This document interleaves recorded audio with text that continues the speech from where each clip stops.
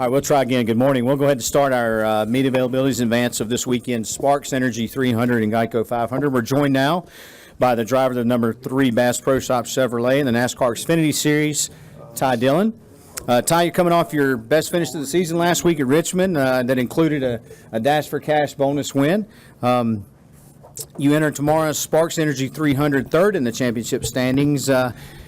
I know you have plans for a busy weekend. Talk to us a little bit about that, please. Yeah, definitely going to be a busy, maybe, hopefully not busy weekend for us. It's going to be quite a bit going on with everything going on the Cup side.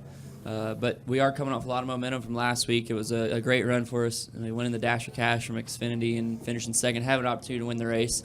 So we come in here with a lot of momentum. Love this racetrack. I've won here before in the ARCA Series, and excited to get out there and be a part of both races. Excellent. We'll open up the questions. We'll start here, please. Then we'll go to Bob, then Jordan. Jonathan Merriman, NASCAR.com. Ty, this week you said that they were running your interior in the car. I assume that means your seat. Have you talked with Tony about how he maybe fits in that seat and his comfort level in that car, him being a little bit bigger than you and all? Well, I haven't talked exactly with Tony yet, but talked with Mike and the crew chief and the guys, and he said it's just a quarter-inch difference in the belts. That is all that we're playing with. So we got adjustable belts, and they'll make up for that really quickly. They've had to make a couple changes to kind of compensate for a little bit of both, but mostly everything in there is built for me and for my comfort, because I'll be in it for the longer part of the race. Okay, we'll go to Bob now, then Jordan and Jerry. Bob Hocker, ESPN. Is the plan still for you to actually qualify the car tomorrow? And then how different is this in a relief role than maybe other relief roles where, you have probably as good a shot of winning as if you were starting? Yeah, definitely. Being a part of this race, you have an opportunity to win. It's going to be quite a bit busy. I am going to qualify the car. I'm going to run first practice. I think Tony's going to run second practice. So I'll qualify, and then he'll run until, I guess, the first caution is what we're looking at. And I'll hop in and take over the race. And hopefully we haven't lost a lap, and we'll be able to get right back in it and go racing. Go to Jordan. Jordan Bianchi, SBNation.com. Ty, have you and Tony done any practice, changes out or anything? Not yet. Are you planning on doing that a couple times? Or? We've talked about it. We don't know when we're going to do it yet, but I think we're gonna practice it at some point. Excellent. We'll go over here to Jerry. Jerry Jordan, Performance Racing Network and Kicking the Tires. First off, have you spent the money from last week yet, or have you got any plans? And second, usually we ask guys about if running the Xfinity race will help them in the Cup. But do you think getting the practice in the car will help you in your regular job over there? It always helps when I'm in both series to be able to get laps on it. Just more laps on a racetrack is always helpful to begin with. But this weekend will definitely help with this style of racing being pretty similar between both cars. And no, I haven't spent all the money yet, and I didn't get all the money. It's most of it goes back to RC and building our race program. So, but my wife, it did help our efforts with my wife and I looking for a house. So it was a very fun and exciting weekend last week, and I've had a great week. We're going to go to Bob again and then to Brent.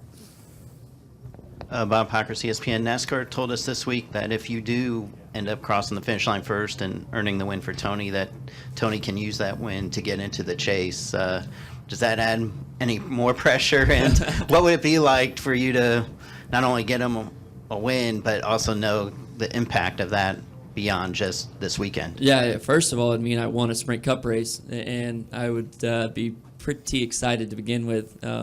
But on top of that, to be able to get Tony a step closer to being locked into the chase would be really cool. But like I said earlier this week in an interview, I haven't started a race without the goal of winning my entire career. So that's what my focus is. As soon as I get strapped into that race car, I'm planning on going to the front and hopefully winning the race. So if it all comes together and we do win the race, I'm sure it'll be a heck of a party and everybody's going to be happy. We'll go to Brent.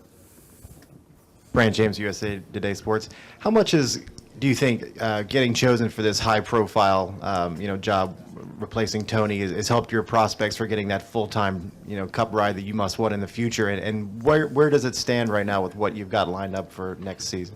Yeah, I think it's helped a lot. I was hoping to maybe be full time this year in the Sprint Cup Series about this time last year. That's where I kind of had my goals set, my eyes set. But the opportunity didn't come along, and I can't thank Stuart Haas and their organization enough for giving me the opportunity to fill in this year with Tony being out. Not only has it helped me with my career and getting better as a race car driver, but it's helped me show people that I can get the job done in other equipment too, and that I can prove myself in other ways. So I'm very thankful for the opportunity they've given me. It's helped a lot with a lot of things in my career, and hopefully it just continues to get better. I can't tell you that.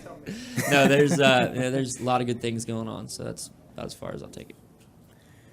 Any additional questions for Ty? We'll go right here to Chris Knight, please. Chris Knight, catchfence.com.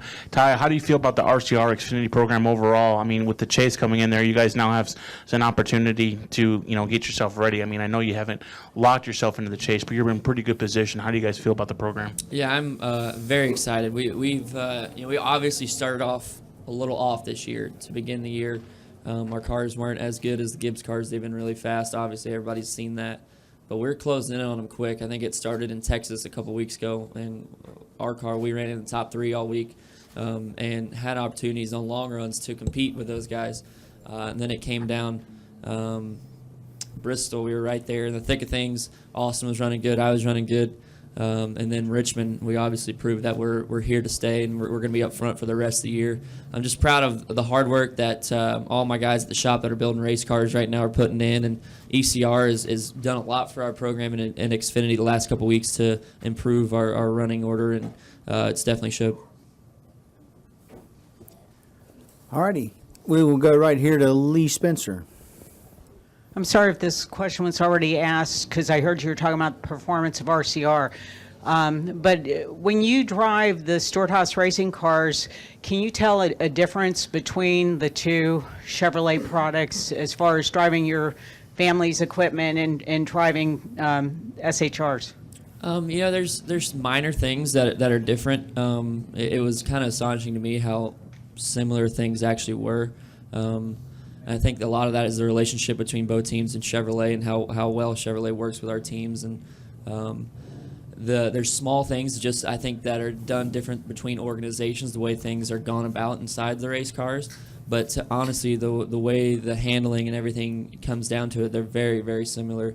And there's not a whole lot difference. And I think it all comes down to working with the crew chief and the team. The people are what makes it what I've noticed are the difference between both teams. And management told me last week they'd like to see you in a Cup car full time, but they'd also like to find sponsorship that was similar to what Chase had.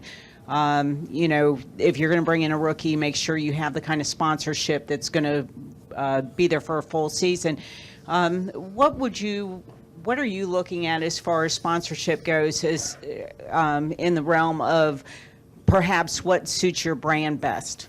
Yeah, right now anything suits my brand. If we can get that kind of sponsorship, well, I'm fine with supporting anything and exposing anything.